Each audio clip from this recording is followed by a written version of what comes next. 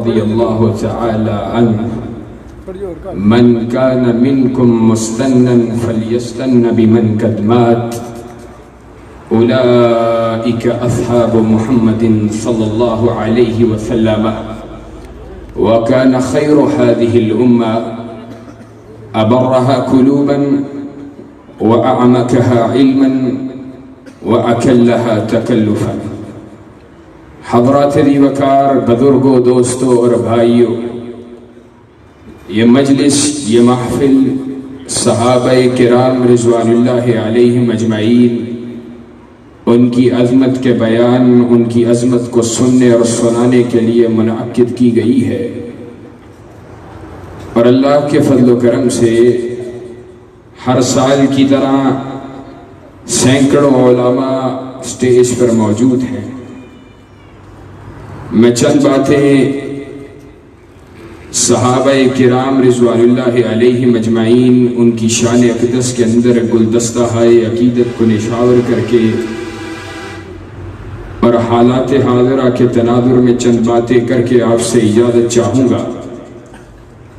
نبی کریم جناب محمد الرسول اللہ صلی اللہ علیہ وسلم کے صحابہ کی عظمت پہلے بھی بیان کی جاتی ہے، پہلے بھی اہل ایمان کے سینوں کے اندر اللہ کے فضل و کرم سے موجود ہے، لیکن اس مرتبہ اس برس صحابہ کی عظمت کو جس انداز سے بیان کیا گیا ہے اور صحابہ کی عظمت کو جس انداز سے لوگوں کے سامنے رکھا گیا ہے، اس کی نظیر نہیں ملتی. اور صحابہ کی عظمت کیوں نہ بیان کی جاتی کہ جب ملک پاکستان کے اندر کوئی بدبخت صحابہ کی جماعت کے اوپر طعن کرے، جو کہ وہ ہمیشہ سے کرتا رہا ہے، لیکن اس بدبخت کو اس مرتبہ جرأت یہ ہو کہ وہ سرعام برسر میدان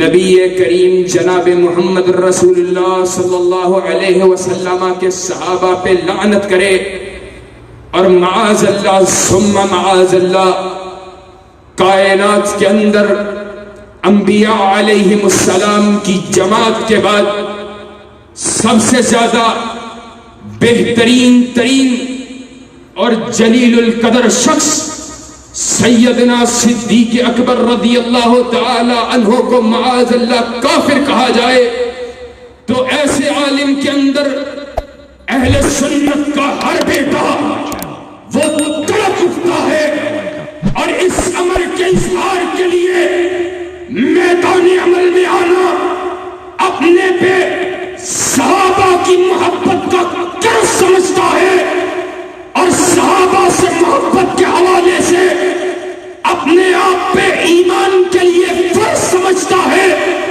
کہ اللہ کے فضل و کرم سے جب تک اہل سنت کا ایک بھی فرزند زندہ رہے گا، صدیق کی صداقت کا بیان کرتا رہے گا، فاروق کی عدالت کے ترانے اور اللہ کے فضل و کرم سے گلیوں میں بھی، بازاروں میں بھی، کوچوں میں بھی اور بیابانوں میں بھی، مسجدوں کے اندر، محرابوں کے اندر، جلسوں کے اندر، ریلیوں کے اندر اس امر کا اظہار کرتا رہے گا. گستاخ اصحاب محمد اس پہ لعنت برستی رہے گی اور صحابہ سے محبت کا چراغ جلتا رہے گا. اور یہ محبت اہل سنت کے عقیدے کا حصہ ہے. عقیدہ کے اندر کوئی ہی شاید کتاب ایسی لکھی گئی جس کے اندر اہل سنت کے عقائد میں صحابہ کرام رضوان اللہ علیہم اجمعین سے محبت کو شامل نہ کیا گیا. صحابہ کرام رضوان اللہ علیہم اجمعین سے محبت کرنا یہ اہل سنت کے عقیدے کا حصہ ہے. مدارس کے طلبہ موجود ہیں، عقیدہ طحاویہ کے نام سے واقف ہیں، عقیدہ کی مایہ ناز ترین کتاب، اس کے اندر صحابہ کے حوالے سے اہل سنت کے عقیدے کو کس خوبصورت انداز سے نقل کیا گیا ہے۔ کہا وَنُحِبُّ أَصْحَابَ رَسُولِ اللَّهِ صلی اللہ علیہ وسلم وَلَا نُفْرِطُ فِي حُبِّ أَحَدٍ مِّنْهُمْ وَلَا نَتَبَرَّعُ مِنْ أَحَدٍ مِّنْهُمْ وَنُبْغِضُ مَنْ يُبْغِضُهُمْ وَبِغَيْرِ الْخَيْرِ يَذْكُرُهُمْ وَلَا نَذْكُرُهُمْ إِلَّا بِخَيْرٍ حُبُّهُمْ دِينٌ وَإِيمَانٌ وَإِحْسَانٌ وَبُغْضُهُمْ كُفْرٌ وَنِفَاقٌ وَطُغْيَانٌ۔ کہا ہم نبی کے صحابہ سے محبت کرتے ہیں اور ان سے محبت کے اندر افراط و تفریط کے قائل نہیں ہیں کہ جناب میں علی المرتضیٰ سے تو محبت کرتا ہوں، صدیق اکبر سے تو محبت کرتا ہوں، عثمان ذی النورین سے تو محبت کرتا ہوں، فاروق اعظم سے تو محبت کرتا ہوں، لیکن سیدنا معاویہ سے محبت نہیں کرتا ہوں۔ ان میں سے کسی سے محبت کے اندر افراط و تفریط کے اہل سنت قائل نہیں ہے۔ وَلَا نَتَبَرَّعُ، کہا اور پھر ان میں سے کسی ایک کے اوپر بھی تبرہ نہیں کرتے، اور پھر آگے کیا کہا اور ہر اس شخص سے بغض رکھتے ہیں جو نبی کے صحابہ سے بغض رکھتا ہے، اور ہر اس شخص سے بھی بغض رکھتے ہیں جو نبی کے صحابہ کا ذکر خیر کے ساتھ نہیں کرتا ہے، اور ہم اللہ کے نبی کے صحابہ کا ذکر خیر کے علاوہ کرتے ہی نہیں ہے، اور ان سے محبت دین ہے، ایمان ہے، احسان ہے، اور نبی کے صحابہ سے بغض کفر ہے، نفاق ہے، سرکشی ہے، طغیانی ہے۔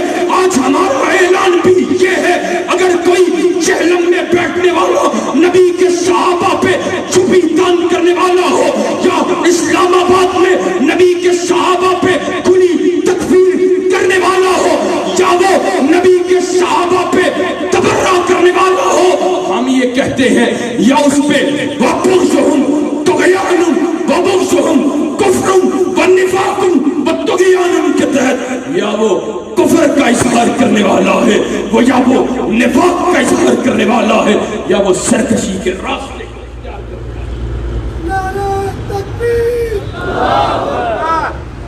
اور آج کتنے افسوس کی بات ہے، آج صدیق کو گالی دی گئی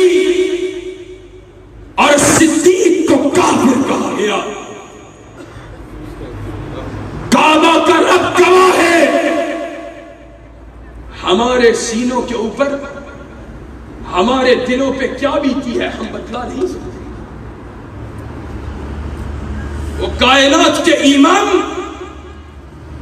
اس سے محبت کے اندر جانیں پیش کرتے ہیں، مال پیش کرتے ہیں، اولادیں پیش کرتے رہے، وہ سب کچھ پیش کرتے رہے۔ انہوں نے نہ دنوں کو دیکھا، نہ راتوں کو دیکھا، نہ لیل کو دیکھا، نہ نہار کو دیکھا، اور پھر کیسا عظیم صحابہ کرام رضوان اللہ علیہم اجمعین نے عقیدہ پیش کیا، نظریہ پیش کیا، منہج پیش کیا۔ سیدنا صدیق اکبر رضی اللہ تعالی عنہ اپنے بیٹے کے ساتھ بیٹھے ہوئے، غزوہ کا ذکر ہو رہا ہے، تب صدیق کے بیٹے نے ایمان کو قبول نہیں کیا تھا۔ کہا بابا آپ میری تلوار کے نیچے آئے، میں نے باپ سمجھ کر چھوڑا۔ صدیق کا جواب کیا ہے؟ اور صدیق کا جواب آج اہل حدیث کے لیے عقیدہ و منہج کی حیثیت رکھنا چاہیے۔ آج گربار کے لیے، پارٹی کے لیے، آج چودراہٹ کے لیے، آج وزارت کے لیے، آج چھوٹی سی ممبری کے لیے، اور آج برادری کے لیے محمد رسول اللہ صلی اللہ علیہ وسلم کے دین سے غداری کر جاتے ہو۔ صدیق اکبر نے کہا تھا کہا تو نے چھوڑ دیا تھا، اگر تو میری تلوار کے نیچے آ جاتا، صدیق بیٹا سمجھ کے چھوڑتا نہیں، محمد رسول اللہ کا غدار سمجھ کر گردن کو وجود سے علیہ کر جاتا۔ نعرہ تکبیر، نعرہ تکبیر، شان صحابہ، شان اہل بیت، شان صدیق اکبر، حضرت مولانا علامہ کلیم الہی ظہیر صاحب، حضرت قاری بنیامین احمد صاحب، نعرہ تکبیر۔ اور حضرات اللہ کے فضل و احسان کے ساتھ صدیق نے وہ قربانیاں پیش کی ہیں جس کی نظیر نہیں ملتی ہے۔ آج کوئی فطرت سلیمہ کو رکھنے والا ہو، وہ اپنی بیٹی پہ کبھی ہاتھ نہیں اٹھاتا ہے، وہ اپنی بیٹی کو منہ سے لگاتا ہے، چومتا ہے، بوسہ دیتا ہے۔ کوئی حیا والا ہو دور سے سر پہ ہاتھ رکھتا ہے، لیکن بیٹی کے چہرے کے اوپر یا بیٹی کے جسم پہ کبھی ہاتھ کو نہیں اٹھاتا۔ بیٹے کو مار لیتے ہیں لوگ کہ بگڑ رہا ہے، اس کی اصلاح کرنی ہے، بیٹیوں کے ساتھ لوگ یہ معاملہ نہیں کرتے۔ لیکن صدیق تیری عظمت کا عالم کیا ہے؟ اسلام کی خاطر، محمد رسول اللہ کے ساتھ والہانہ عقیدت کی خاطر تیری بیٹیوں نے کیسے کیسے مظالم کو سہا ہے۔ سیدنا صدیق اکبر کائنات کے امام کے لیے، کائنات کے امام کے ساتھ ہجرت کے لیے نکلے ہیں۔ ابو جہل صدیق کے گھر کا رخ کرتا اور جاؤ، صدیق کی عظمت کا تو ابو جہل کو بھی پتا ہے کہ نبی اگر کسی کے ساتھ ہوگا تو صدیق کے ساتھ ہوگا۔ صدیق کے گھر کا رخ کیا، دروازہ کھٹکھٹایا، بیٹی باہر آتی ہے، کہا این ابوک؟ اللہ اکبر۔ اس نے کہا تیرا باپ کدھر ہے؟ جواب میں کہتی ہے ما ادری، میں نہیں جانتی میرا باپ کدھر ہے۔ ابو جہل کو غصہ آیا، چہرے پہ تھپڑ مارا، اور تاریخ کی کتابوں میں لکھا ہے کہ سیدنا صدیق کی بیٹی کی بالی کانوں سے گری زمین پر گر، اپنے چہروں پہ ایسے زبردست تھپڑوں کو سہنا گوارا کر لیا، لیکن محمد رسول اللہ سے غداری کرنا گوارا نہیں کیا۔ پھر ہمارا اعلان یہ ہے، اللہ کے فضل و احسان سے کٹنا گوارا کر سکتے ہیں، جسم کو ٹکڑوں میں تقسیم کروانا گوارا کر سکتے ہیں، لیکن صدیق کے بارے میں کسی کے بھونکنے کو برداشت نہیں۔ شان صدیق اکبر، عظمت صدیق اکبر، حافظ قیم الہی ظہیر صاحب، علامہ تیرے خون سے انقلاب آئے گا۔ اور کہتے ہیں ہم صدیق کو نہیں مانتے، اور میں حضرت شہید کے الفاظ میں کہتا ہوں، صدیق کو کائنات کا امام مانتا ہے، کائنات کے امام کے صحابہ مانتے ہیں، اور صدیق کو کائنات کا رب مانتا ہے۔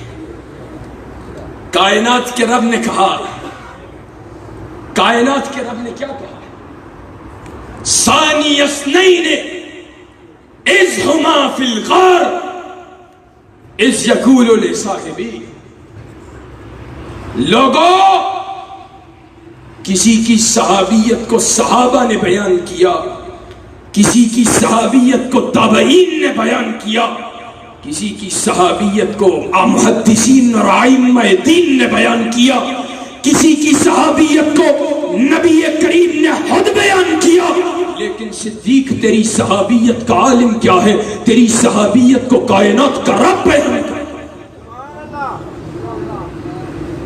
اور کائنات کے رب،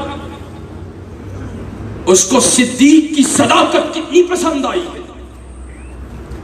کائنات کا امام دنیا سے جا رہا ہے، جاتے جاتے کیا کہا؟ کہا مرو ابا بکر فلیصلی بالناس، کہا ابو بکر کو بلاؤ، مصلی امامت پہ کھڑا کرو، مصلی امامت پہ کھڑا کر کے کہو امت کی امامت کروائے، صحابہ کی امامت کروائے۔ صدیقہ کائنات نے کہا اللہ کے رسول، صدیق بہت نرم دل ہے، وہ آپ کے مصلی پہ نہیں کھڑا ہو سکتا ہے۔ کائنات کے امام نے کہا زمین پہ زمین والے نہیں مانتے اور آسمان پہ عرش کا خدا نہیں مانتا، مصلی پہ مانتے ہیں تو صدیق اکبر کو مانتے ہیں۔ پھر میں کیوں نہ کہوں حضرت شہید کے الفاظ میں، صدیق کو کائنات کا رب مانتا ہے، کوئی چوڑا چمار نہ مانے تو پرواہ نہیں ہے۔ جب کائنات کے رب نے مان لیا، کسی دوسرے کے ماننے کی حاجت ہے نہیں۔ انشاءاللہ ثم انشاءاللہ آخری بات کر کے بات ختم کرنے جا رہا ہوں۔ حضرت عبداللہ بن مسعود رضی اللہ تعالی عنہ نے صحیح البخاری کتاب المغازی عجیب الفاظ کہے، عجیب، یہ صحابہ کی عظمت پہ بیان دلالت کرتے۔ آج تم اپنے ایمانوں کو ٹٹولو اور یہاں عبداللہ بن مسعود کے الفاظ کے اندر صحابہ کے اس ایمان اور صحابہ کے ایمان کو تول کر دیکھو۔ کہتے ہیں شہدت من المقداد ابن الاسود مشہدا لعن نکون صاحبہ احب علی مما عدل به فعاد النبی صلی اللہ علیہ وسلم وهو يدعو على المشرکین۔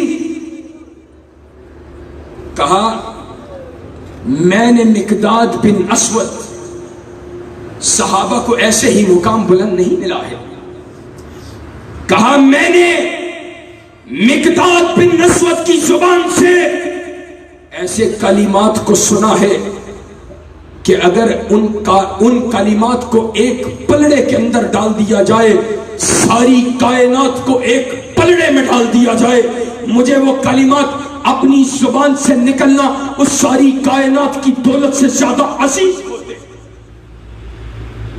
وہ کیسے کلمات ہوں گے جن کے بارے میں عبداللہ ابن مسعود کہہ رہا ہے کہ اگر وہ کلمات میری زبان سے نکلتے پوری کائنات کی دولت سے زیادہ مجھے عزیز ہوتے۔